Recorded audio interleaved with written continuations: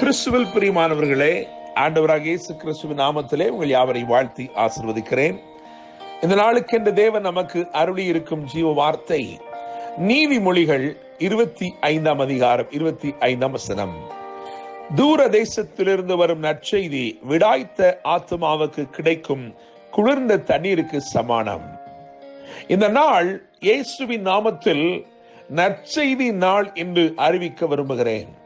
என கேட்கிற தேவனுடைய பிள்ளைகளே, தூரமான இடங்களில் இருந்தும் தேவன் இந்த நாளிலே நன்மையான செய்திகளை, உங்கள் ஆத்துமாக்களை இளைப்பார பண்ணும் நற்செய்தியை நிச்சயமாய் கொண்டு வரப்போகிறார்.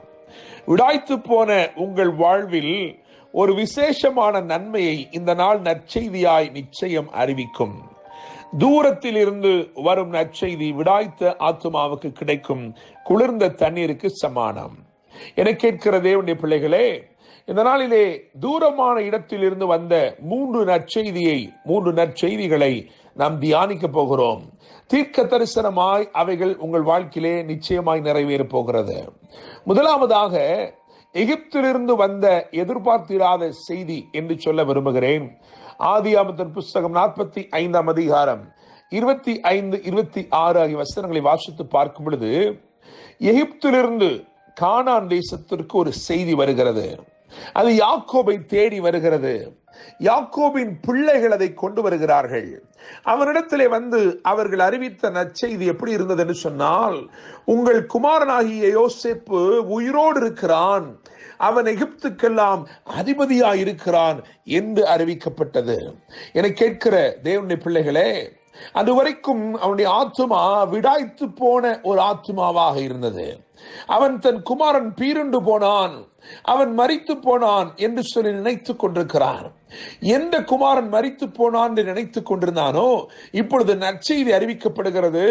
அவன் உயிரோடு தான் இருக்கிறான், அவனை தேவன் வளர்த்திருக்கிறார், அவனை நேர்த்தியாய் வளர்த்திருக்கிறார், அவன் இப்பொழுது ஒரு நல்ல நிலையிலே இருக்கிறான் என்கின்ற நல்வார்த்தை அறிவிக்கப்படுகிறது. என கேட்கிற தேவனுடைய பிள்ளைகளே, விடாய்த்து போன ஒரு ஆத்துமாவுக்கு கிடைத்த குளிர்ந்த தண்ணீரை போல அந்த நற்செய்தி வந்தது. வேதம் சொல்லுகிறது, அவன் அவர்களை நம்பக்கூடாது இருந்தான், அவன் அவர்களை நம்பவில்லை என்று சொல்லி. ஆயினும் வண்டிகளை பார்த்த பொழுது, விசேஷமான கொழுமையான பதார்த்தங்களை எல்லாம் அவன் கண்டபோது வேதம் சொல்லுகிறது, அவன் ஆவி உயிர்த்தது என்று சொல்லி அவனுக்கு நேராய் ஒரு அழைப்பு விடுக்கப்பட்டது. ஆதியாகமம் 45:9 நீர் சீக்கிரமாய் வாரும், என்னிடத்திலே வாரும், தாமதிக்க வேண்டாம் என்று சொல்லப்பட்டது. என கேட்கிற தேவனுடைய பிள்ளைகளே, முதலாவது நாம் தியானித்திருக்கிறோம், எகிப்திலிருந்து எதிர்பார்த்திராத நன்மை.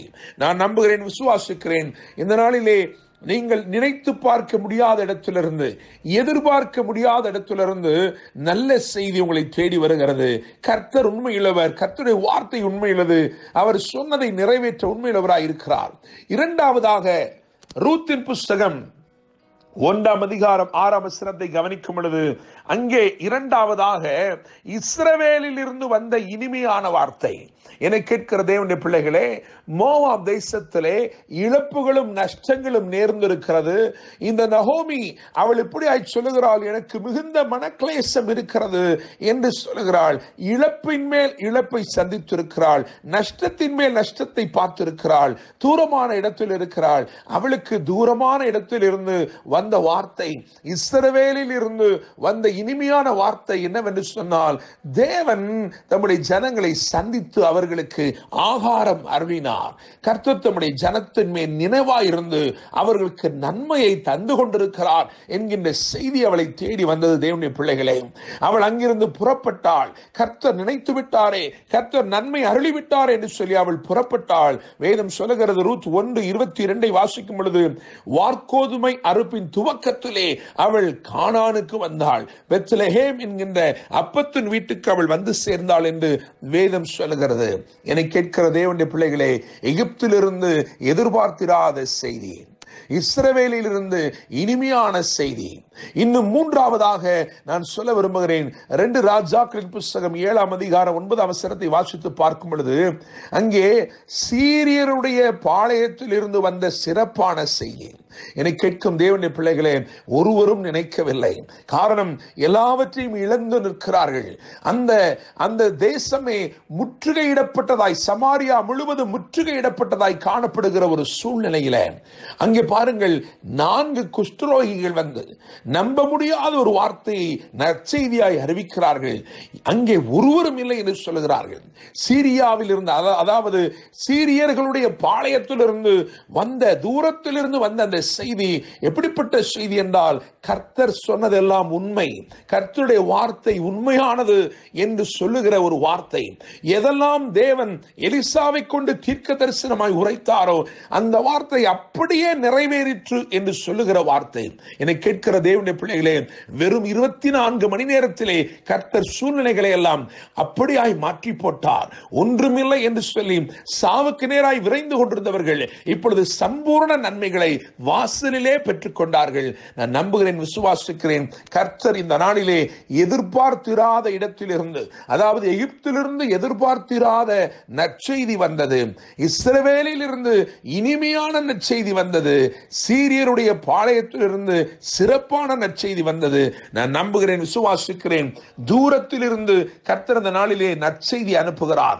விடாய்த்து போன உங்கள் ஆத்துமாவை நிச்சயமாய் அவர் நிச்சயமாய் குளிர்ந்த தண்ணீருக்கு சமானமாக அந்த ஆத்துமாவை நிச்சயமாய் அவர் தேற்றுகிறார். நான் நம்புகிறேன், பரலோகம் என்கின்ற தூர தேசத்திலிருந்து இன்றைக்கு உங்களுக்கு கர்த்தர் நற்செய்தி அனுப்புகிறார். இந்த நற்செய்தி நிச்சயமாய் உங்களை தேடி வருகிறது. நாம் தியானித்திருக்கிறோம், 3 காரியங்களை தியானித்திருக்கிறோம். அந்த முதல் காரியத்தை கவனித்தால் உயிரோடு இருக்கிறார் என்பதுதான் நற்செய்தி. 2வது காரியத்தை கவனித்தால் உணவளித்திருக்கிறார் என்பதுதான் நற்செய்தி. 3வது காரியத்தை கவனித்தால் அவர் உண்மையாய் நிறைவேற்றினார். கர்த்தர் சொன்ன வார்த்தை உண்மையாய் நிறைவேறிற்று என்பதுதான் நற்செய்தி. நான் நம்புகிறேன், விசுவாசிக்கிறேன், இந்த வார்த்தைகள் நிச்சயமாய் இந்த நாளிலே உங்களை ஆசீர்வதிக்கும் என்று சொல்லி தூர தேசத்திலிருந்து நற்செய்தியை கர்த்தர் கொண்டு வருகிறார். உங்களை நிச்சயமாய் வாழ வைப்பார் என்று அன்புடன் pastor Daniel Moses. God bless you.